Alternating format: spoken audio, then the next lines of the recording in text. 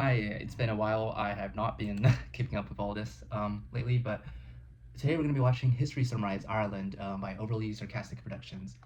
What I know about Ireland is very limited. It's very surface level. It's very basic. There's like stereotypes of drinking alcohol a lot. What else? It's mostly that and potatoes, I think. Um, I know geographically they're like right next to the UK, and they have had history, a tumultuous history, I think. To put simply, with the UK, the British, and they're pretty much like perennial enemies. I'm not mistaken. I don't know if that's still true for the modern times of this day and age, but um, the British had like a colonial history with them, and were like treating them as inferior and subjugating them and whatever else. And one of the results or byproducts of that, if I'm not mistaken, was like the Great Potato Famine. It was like 18 something. And then so what happened then was that a lot of people who were relying on potato in Ireland as like a staple crop were basically put into famine um, by crop failure, and then the British kind of mismanagement. Um, most would claim intentional if you're Irish. Uh, Basically forced starvation or something akin to that.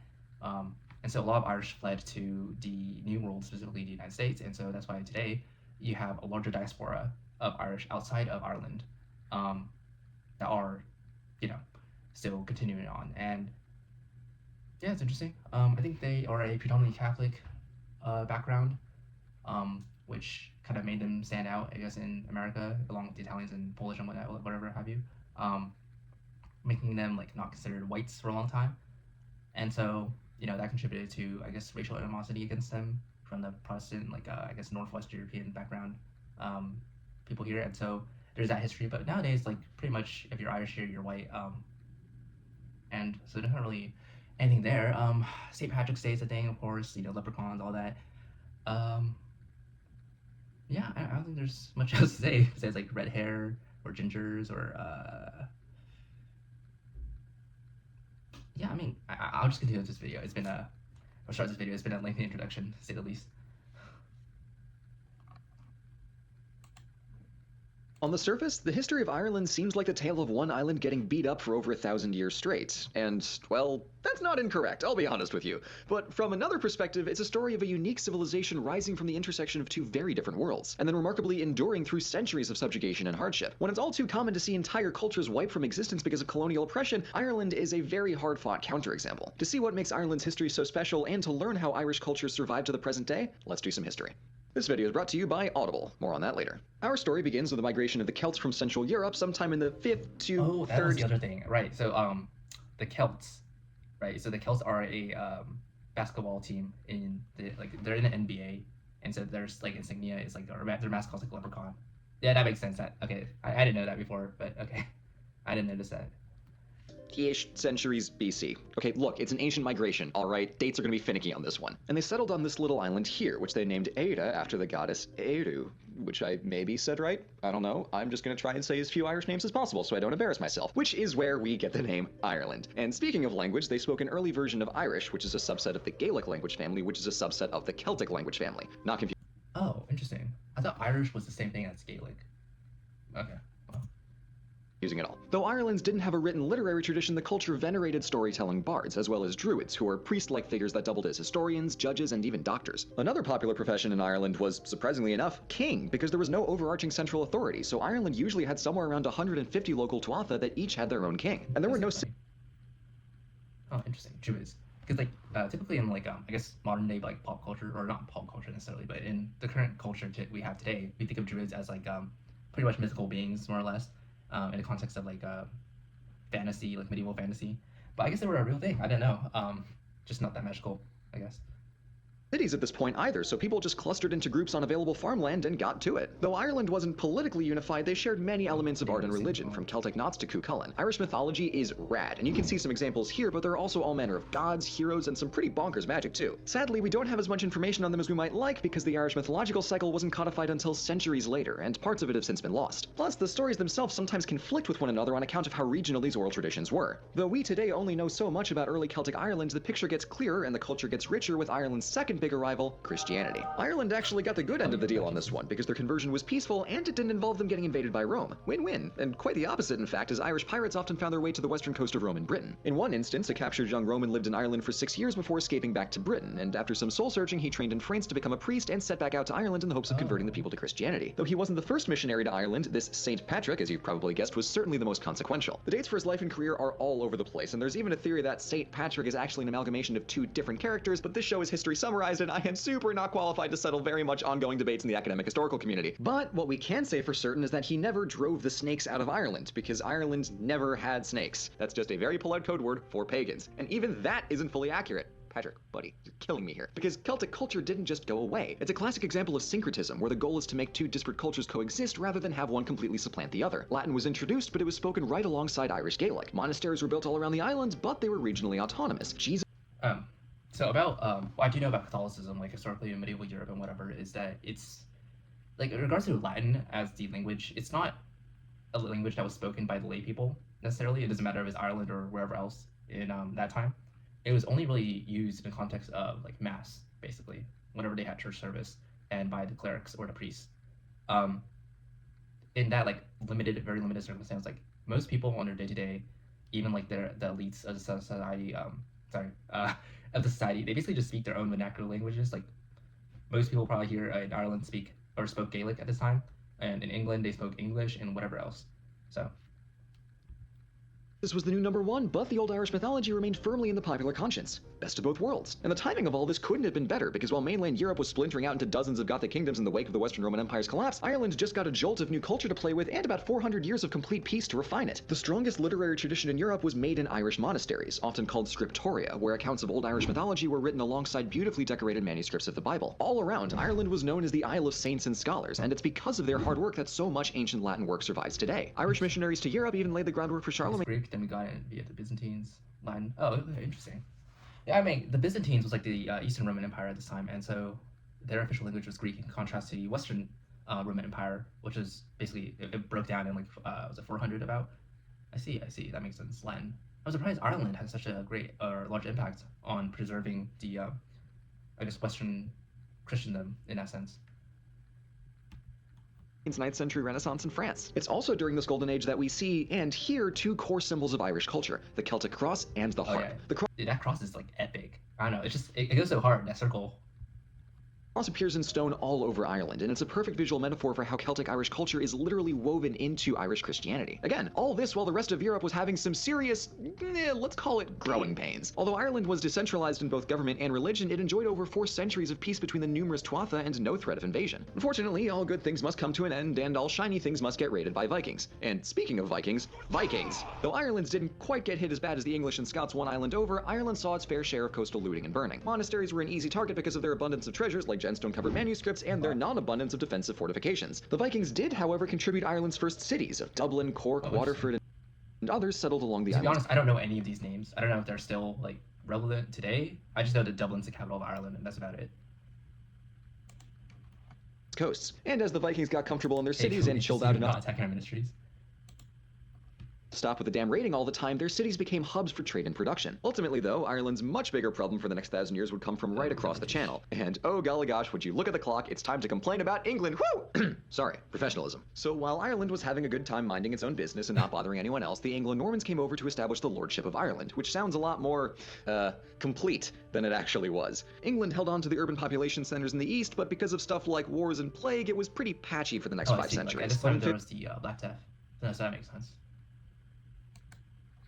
1509, Henry VIII became king and decided that he wanted to be a really big deal, so it's here that things start getting rough. See, Henry converted to Protestantism after he got tired of killing his... Okay, that's not quite accurate.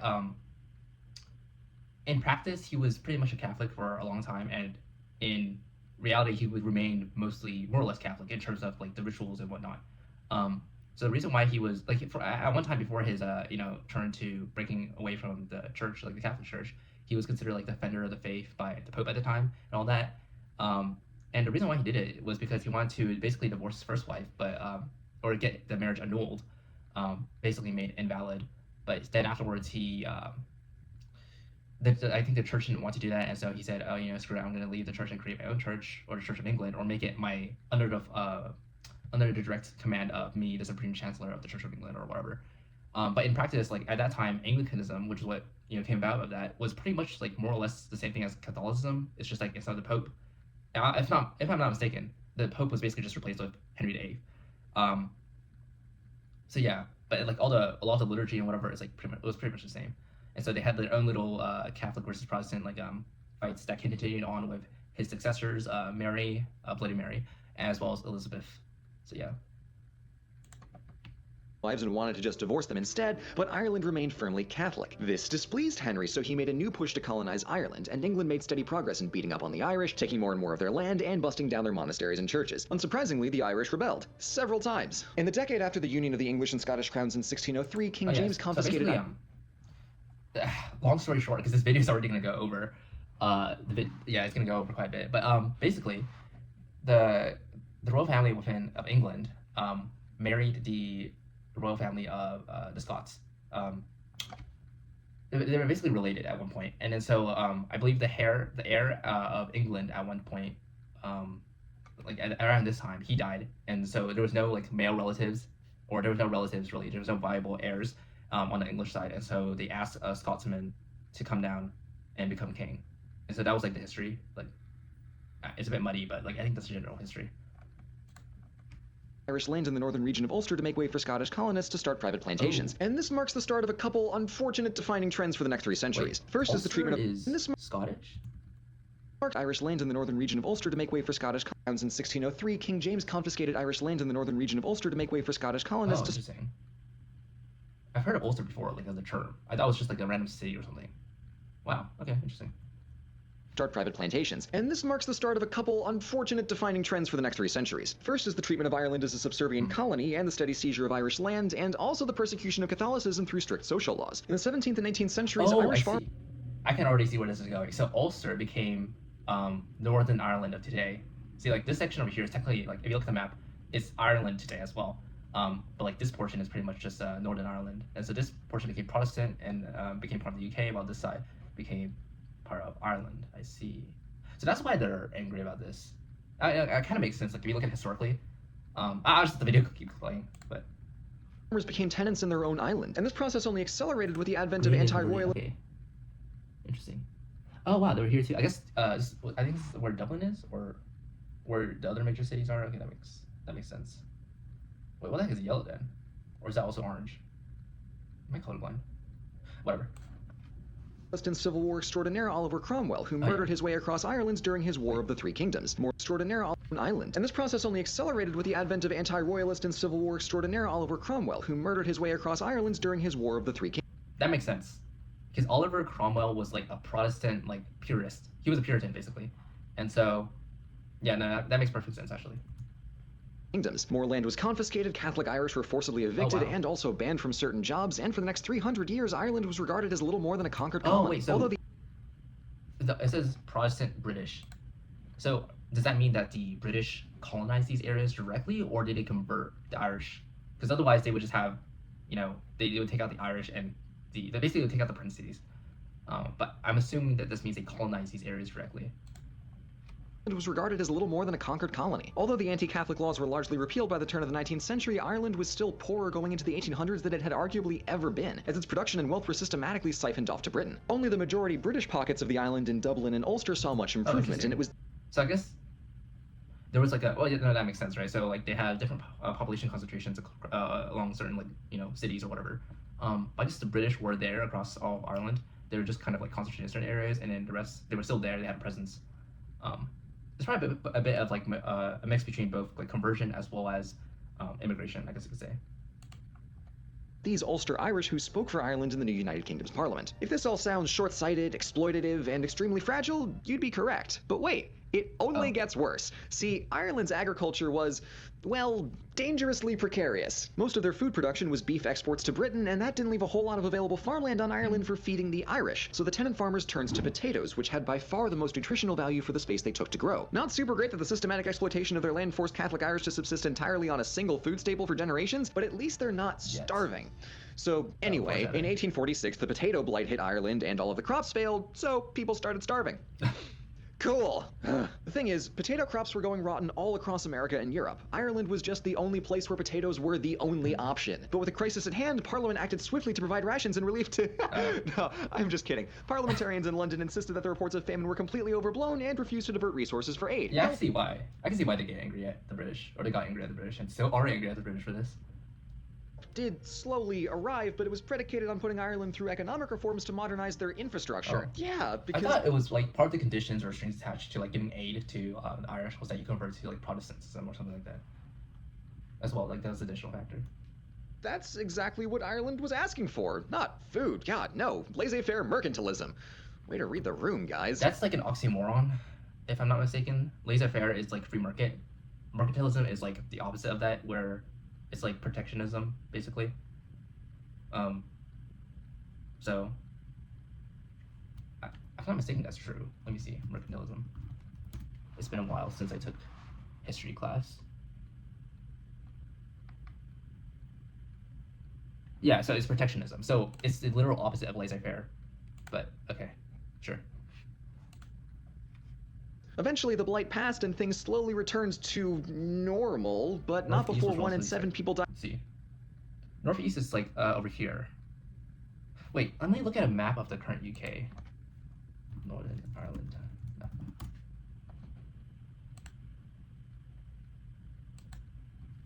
I see. No, okay, so I was wrong. I thought this section was going to be the what do you call it? The Irish section, and this section was going to be the Northern Ireland section, but it's flipped. Okay, so northeast section. Most likely that's where the like highest concentration of the British, or I guess the Protestants in Ireland were, and so they gave more of their food rations to them as opposed to the rest, probably along sectarian lines. That makes sense. Died of starvation, and 1 in 4 fled to places like America. This would be why New York and Boston have big Irish communities that materialize out of nowhere in the late 1840s. The more you know. And real quick before we move on to the 1900s, it's not a coincidence that the areas least affected by the famine were the Protestant parts. And if that wasn't bad enough, Britain was also busy shutting down the last remaining hedge schools that taught Greek and Latin to Catholic kids. Before this, Ireland's Catholicism... Is that Latin? I guess that makes sense. Catholicism had produced the longest continuous tradition of Greek and Latin anywhere on Earth. But God forbid kids who aren't Anglican be allowed to learn. Gross. So what to do from here? Well, if you're the population of Ireland in the early 1900s, the answer was literally anything else, and that echoed in a call for home rule and their own independent government. However, Ulster was still fiercely unionist, and it almost looked like pro-union and pro... Ulster is just referring to Northern Ireland. Wow. The more you know. Yeah, okay, that's very interesting. Home rule paramilitary groups were going to start fighting about it when World War I suddenly became a much more pressing issue. But on Easter of 1916, Irish insurgents occupied government buildings in Dublin, so the British Army shelled them into surrender and then executed the rebel leaders. This, you may guess, did not sit super great with the Irish public, so as soon as the World War was over, Ireland fought a guerrilla war of independence. And in 1922, it was granted home rule as their own free state under the British Crown. And in the late 30s and 40s, Ireland transitioned into a fully independent republic. Ulster, however, opted to stay in the UK and became known as Northern Ireland. The split between North and South came to a head in the latter part of the century, as Northern Irish Catholics still faced heavy discrimination. Like, while the majority, I guess you could say, of Northern Ireland was, and still is, I guess, pretty much Protestant, they still had significant like Catholic minorities, and so like and that remained also true like vice versa, I guess you could say, in Ireland, like right across Northern Ireland into proper Ireland, and so like even within neighborhoods there was like division, and there was like I guess sectarian violence during the during the era known as the Troubles, if I'm not mistaken. Their peaceful protests met violent opposition, and this erupted into the Troubles, 3 decades of insurgency, terrorism, and police brutality in Northern Ireland, as IRA irregulars fought against Ulster volunteer forces and British police. Oh, okay, so the Northern Irish had their own... Oh my gosh, what in the sectarian violence is this? Okay. And it's kind of funny, because, like, I don't know, you would think, like, you can see this tank is basically from, like, post-World War II. I mean, this period is post-World War II, but it's like the modern era, and you wouldn't assume that they could still be having sectarian violence in the West, but I guess they do. To end British rule in Northern Ireland. After some 3,500 casualties, most of them civilian, the Good Friday Agreement of 1998 mandated that Northern Ireland be voted to unify with... if I'm not mistaken. Yeah. The Republic at any time they liked, and that there would never again be a hard border on the island between North and South. Oh, dear God, not again. Whew, criminy. Even hard when border. Irish... It's not really a hard border, it's more like an economic zone, but semantics, right?